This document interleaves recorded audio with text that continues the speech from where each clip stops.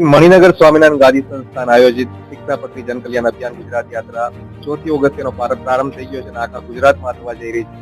ગુજરાતના ગામો ગામ, ગ્રામીણ વિસ્તારથી લઈને શહેરોની સ્કૂલ, કોલેજીસ અમે કવર કરવાના છે. અમારા મણિનગર ગાદી સંસ્થાનના બાપા આચાર્ય શ્રી જીતેન્દ્ર પ્રિયદર્શી સ્વામીજી મહારાજની પ્રેરણાથી આ કાર્ય થઈ રહ્યું છે.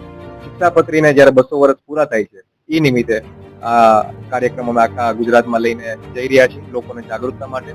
અને જે અત્યારે યુથ આડા રસ્તે જઈ રહ્યું છે, ખાસ કરીને અમે એને ટાર્ગેટ કરી રહ્યા છીએ, કારણ કે આપણું યુથ, આપણા યુવાનો આપણા દેશનું ભવિષ્ય છે. અમે કોશિશ કરીએ છીએ બધી જગ્યાએ જઈને અમને રિક્વેસ્ટ કરીએ છીએ, વિનંતી કરીએ છીએ. નાનકડું અમે સ્કીટ રેડી કર્યું છે 8 મિનિટનું.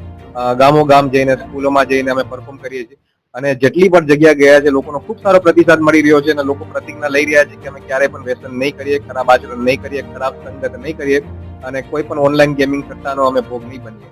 તો અમારો પ્રયાસ અમને એવું લાગે છે અમે જે અત્યારે કરી રહ્યા છીએ એ લોકો આવકારી રહ્યા છે અને આઈ હોપ જે લોકો વ્યસન કરે છે એ લોકો અમારી જલ્દી છૂટી જાય. આ મોર દેન 6 મંથનું અમારું આખું આ પ્રોજેક્ટ છે. એવું નથી કે 6 મહિનામાં આખું ગુજરાત કવર થઈ જાય, પણ અમારી કોશિશ છે કે જેટલા અમે શહેરો અમે ટાર્ગેટ કર્યા છે, ગ્રામીણ વિસ્તારો ટાર્ગેટ કર્યા છે, અમે ત્યાં સુધી પહોંચીએ. અને જે રીતે અત્યારે જઈ રહ્યું છે અમે દિવસની લગભગ 5 થી 6 સ્કૂલ, કોલેજીસ કવર કરી રહ્યા છીએ અને જાન્યુઆરી મિડ સુધી આ ચાલશે.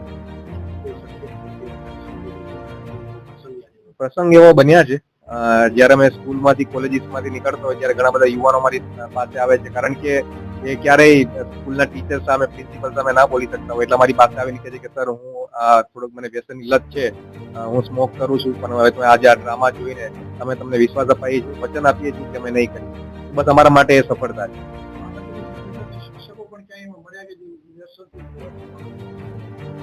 લગભગ તો બધા શિક્ષકો જેટલા મળ્યા છે ખૂબ ડિસિપ્લિન લાગ્યા અમને, પણ 1-2 જગ્યાએ એવા બી કિસ્સા આવ્યા કે સર અમારી સ્કૂલમાં આવજો, અમારા શિક્ષકો માટે બી આ વસ્તુ જરાક કરજો.